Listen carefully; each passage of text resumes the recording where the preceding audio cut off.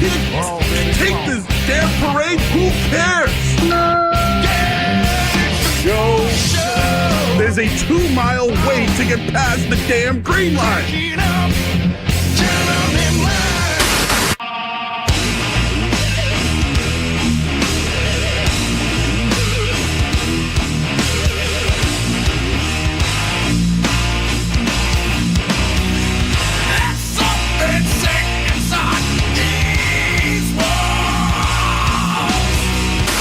Anyone who gets hit by a bear in the neighborhood, call Joe Murray. I happen to trust Joe Murray. First time I ever met Joe Murray was at a... Was Joe on earlier today, or is he sitting on a beach somewhere? Good for Joe, Skaz. Oh, you'll love to hear it. You'll love to hear it. That man is sitting with a Hawaiian shirt somewhere, crushing some fried clams as we speak. Because if he's not, I mean, there's just no way. That's exactly what he's doing tonight. I don't know for a fact, but I know for a fact, and you know for a fact too. So hi, it's Matt McCarthy. How you doing? The program and the opening take, as always, brought to you by Super Service Today, Massachusetts' #1 provider for residential, commercial plumbing, heating, cooling, and drain cleaning, day or night, always done right. Visit superservicetoday.com. Skaz, I could open the program with a take, a hot take, an opening take, something based in absolutely no fact whatsoever. I could do the typical Sports Hub thing, or I could inform and educate. And I have chosen to inform and educate tonight. Why should I tell you about Patriots training camp? I haven't been there. You think I'm showing up in Foxborough on a 93-degree day with the humidity and all that to watch punters do punting things and track their hang times? You think I'm doing that? God, no. But thank God we have people who do, which is why we go to the Volkswagen Dealers Expert Hotline to start the program tonight with a breakdown of all the exciting action from today's walkthrough at Patriots training camp. The great Alex Barth, who's on every show at every time at this time of year because he is the man who knows everything that's going on, has observed and witnessed everything going on in Foxborough. Barth, always good to talk to you, man. How you doing? Hey, McCarthy, we missed you down there today. Yeah, I missed you guys too, for sure. It sounded very exciting. Nothing happened, right? Is that the report? You went and stood outside in the heat, 93 degrees, whatever it was today, and you watched them do nothing, correct? Yeah, it was a walkthrough day. They talked about, install, third downs, red zone, things like that. And Rabel said the tempo will pick up tomorrow, so I kind of read that as this is the most important stuff we're going to install. Let's slow it down today, get it right, get everybody on the same page, and then come back out tomorrow and drill it. So tomorrow will basically be the test for how well today went. Did they do that because it was too hot today? Or are they already tapping out? I mean, Mike Reese reported that wasn't the case. Look, it's supposed to be, I think, close to 100 on Monday, and everything I've heard, the plan is for that to be the first day of full pad. So I think Rabel had said before camp they were going to build in some lighter days. This is clearly one of them. He said that further out than you can probably read the forecast. So I think there are going to be some rest days in general. I think this one just happened to sync up with the heat. So what do you make of the way that camp has gone so far? I mean, let's look at the 3-day picture, right? Because there isn't too much to take away from a walkthrough day, and I get that. It's an install day. But to your point, Barth, that is very deliberate. Camp has seemed very deliberate, from afar. It seems like things are under control. Things are running smoothly. It feels like a real operation, at least compared to what you've had in years past.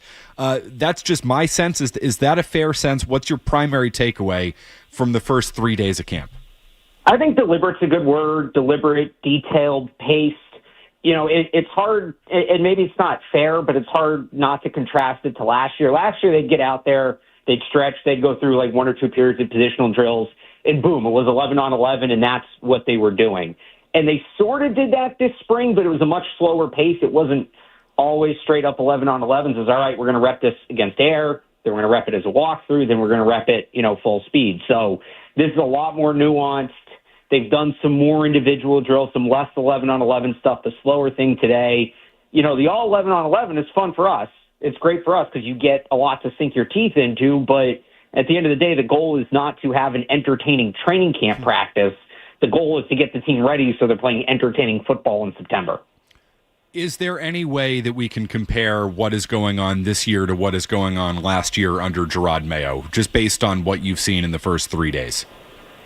Well, that would be my comparison. Just it's structured very differently. Last year felt more like a blunt approach, right? Okay, we're just going to run this again and again and again. The other thing, and Vrabel's been big on this when he's talked, he wants this treated like a game environment in the sense that, well, we're not going to stop after each play and discuss and talk. And no, we're going to run the play and get up, get back to the huddle, break it, run the next play. And they're doing more of the breakdowns and the critiquing. You talked about how important it is to break down the film after practice, the team meetings. And I think that's when a lot of the real teaching is going on, instead of kind of stopping in between plays to do it in like mid-practice. So that's also stood out to me. Efficient would be another word. Like it's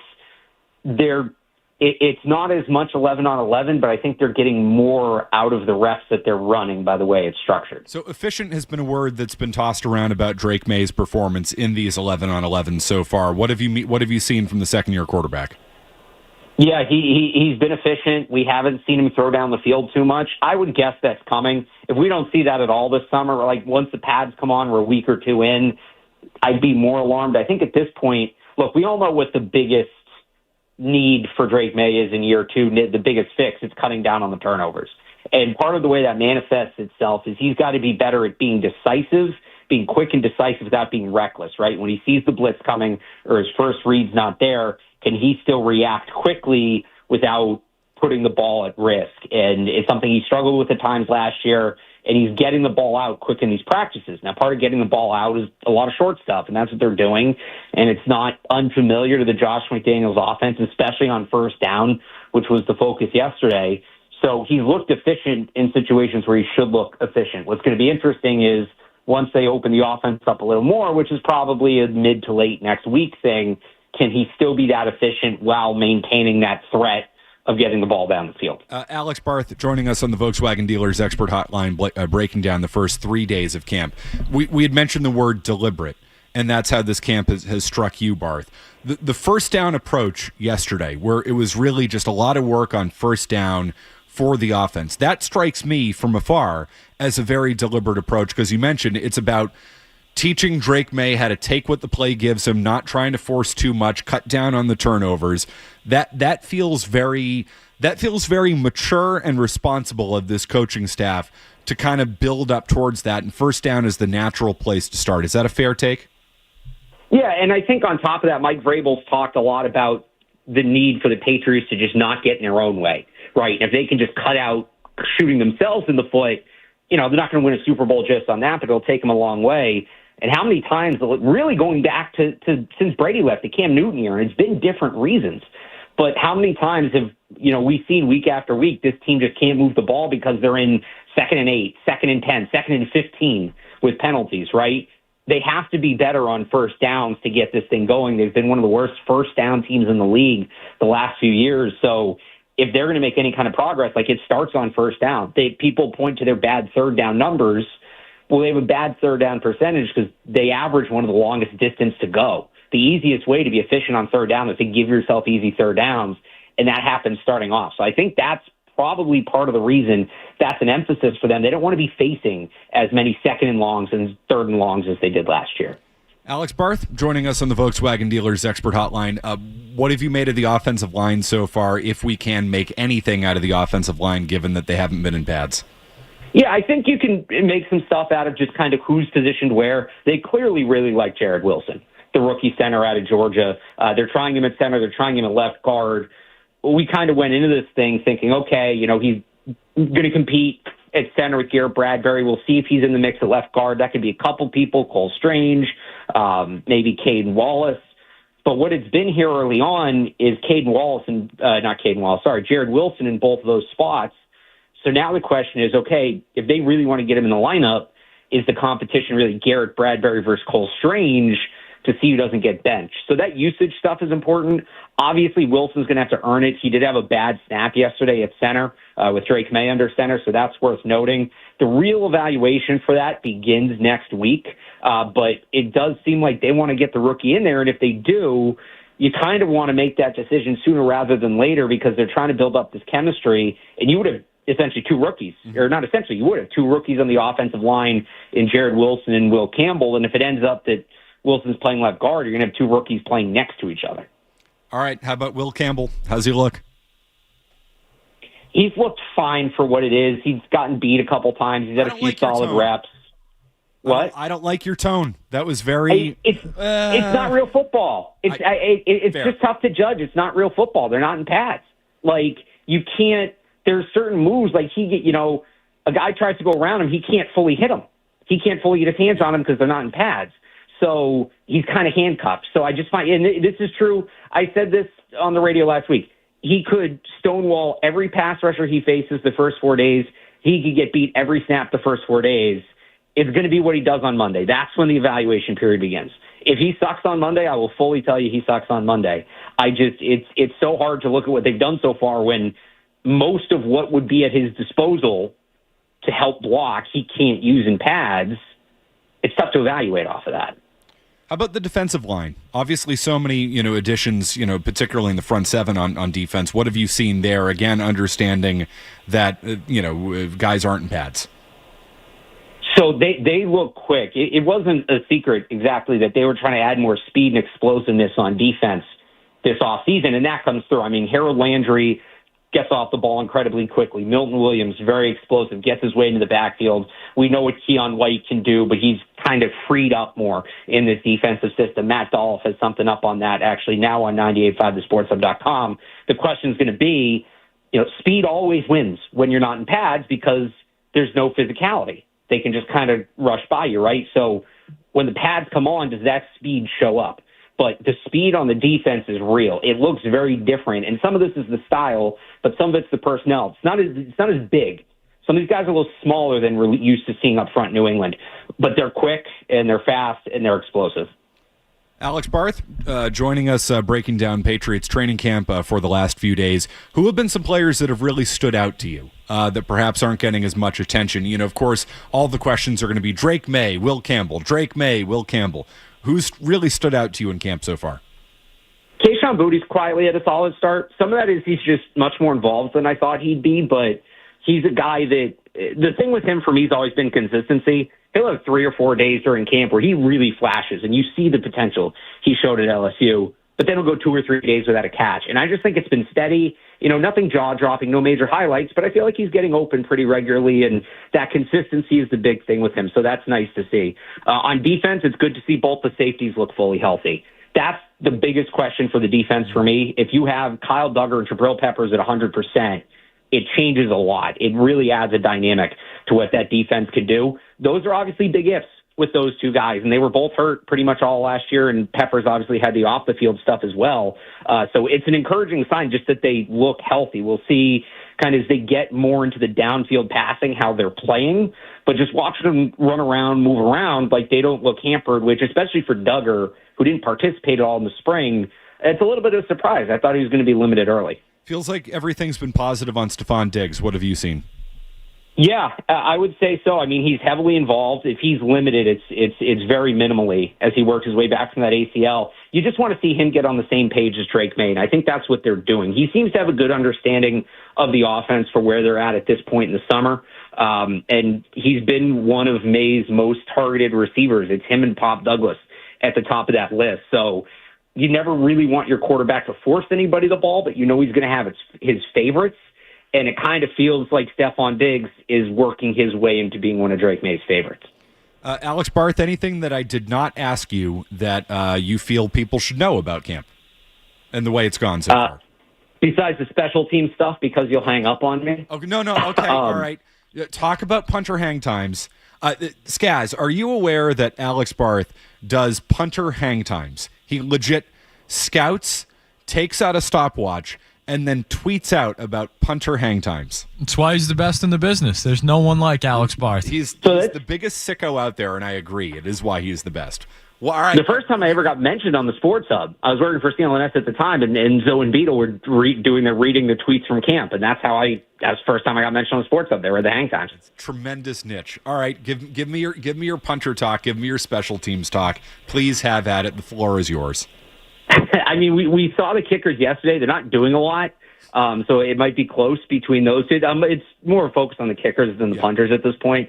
It might be closer or it might not be as close between those two just because they haven't drilled it as much early. And the non-padded practices is usually we're going to work more on that because you don't need pads to evaluate the kickers, right?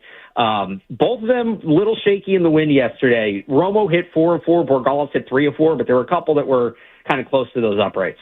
All right, there you go. Nobody will be breaking down the kicking, and you never know, punting competition like the one and only Alex Barth. Check him out, 985thesportshub.com. Real Alex Barth on Twitter. Truly the best in the business, and I'm not just saying that because of the punter hang times, Barth. Thanks, McCarthy. All right. As always, our guests, including Alex Barth, joining us on the Volkswagen Dealers Expert Hotline. So there you have it. The state of Patriots training camp right now. Feels like it's been a good start for the Pats. We can get your thoughts on that and anything you want. 617-779-0985. We're off and running tonight. It's Matt McCarthy in for Joe Murray here on the Sports Hub. You're listening to Joe Murray on 98.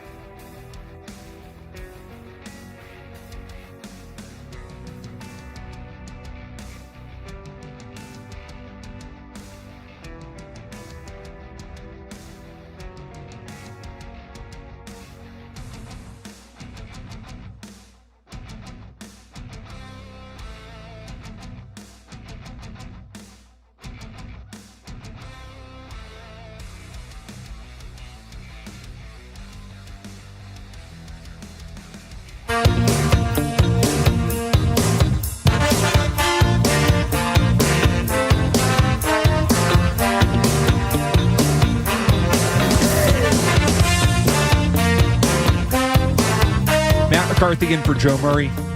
You like a rainbow, Skaz? Who doesn't like a rainbow? Sure. Why not? We got a great double rainbow action going on at Fenway Park tonight. The gods are smiling on baseball. These hats that the Dodgers are wearing, so I guess everybody's wearing kind of throwback style hats this weekend because it's Hall of Fame induction weekend. And the Red Sox hat is just the same because it's been the same for 120 years. But these sharp Dodger Brooklyn blue hats, oh, those are nice. Those are sharp. Sox wearing these greens, which are awesome. I'm not Mr. like big alternate uniform kind of guy. These greens, badass. Good stuff. Should be a good series, good weekend of baseball over at Fenway Park. But you are not going to be able to get food inside the ballpark. Billy in Medway wants to talk about that. Billy! Hey. Hey. How are you? How you doing? I cannot believe that the most powerful union in the country crossed the picket line to go play baseball and didn't take care of their union members. I'm blown away by it. Didn't take care of their union members? Yeah, well, everybody's in a union, right? Well, they're different unions. Yeah, but Bertrand was on there. I don't want to cross shows. Bertrand was on there talking, well, they're not going to come and pick up the trash. They're not going to do this. They're not going to do that. But they wouldn't, respect the other union members and just say we're not going to do it. So you think the Red Sox and Dodgers should not play this game tonight? Matt, they would force their hand. Okay? Those guys deserve what they get. I agree. They'd force the hand, but let's be realistic. It's not going to happen. It's not. I'm pro-union. Love being in a union. It's good. I like it. There is no way baseball players would ever refuse to play a game and then not get paid because the guy hawking hot dogs isn't getting paid. And don't get me wrong, I want the guy hawking hot dogs to get paid. But, let's be realistic about this thing. Come on. Good night for the sausage guy outside Fenway Park, though. There are winners. As the great Bruce Springsteen once said, there are winners and losers, and don't be on the wrong side of that line. Sausage guy, winner tonight. Ever a bad night for the sausage guy outside Fenway? It's a good point. No, the sausage guy is always a winner, as he should be. That's my guy. Lansdowne Street. And I hope he doesn't have to relocate because of the whole construction project that's going to happen there. Fenway Corners, so they call it. No, we cannot move the sausage guy. Can't do that. That would be sacrilege. But yes, I hope everything gets figured out. I hope the folks who get you hot dogs and everything at Fenway Park get paid. Yes, we want the little guy to get paid. If you're just